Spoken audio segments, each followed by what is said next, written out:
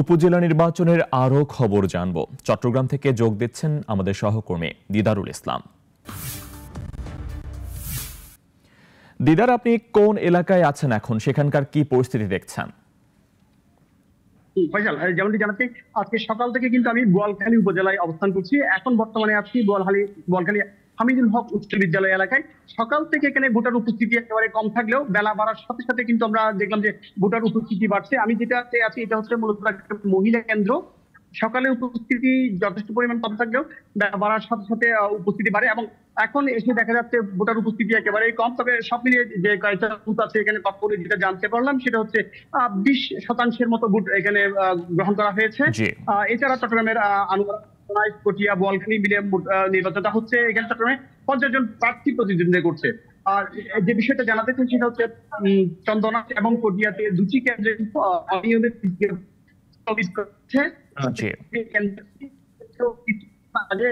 ঘন্টা দেড়েক আগে একটা দেওয়া হয়েছে।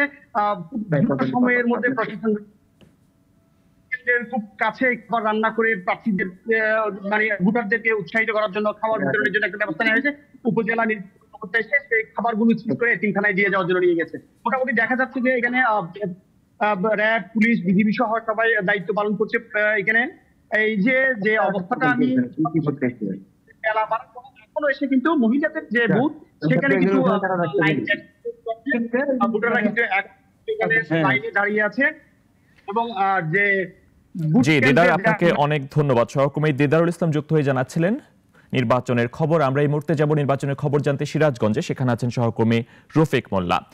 রফিক, সিরাজগঞ্জে ভোটার উপস্থিতি আপনি কেমন দেখছেন? নির্বাচনের সার্বিক পরিবেশ বা কেমন সেখানে দেখছেন আপনারা?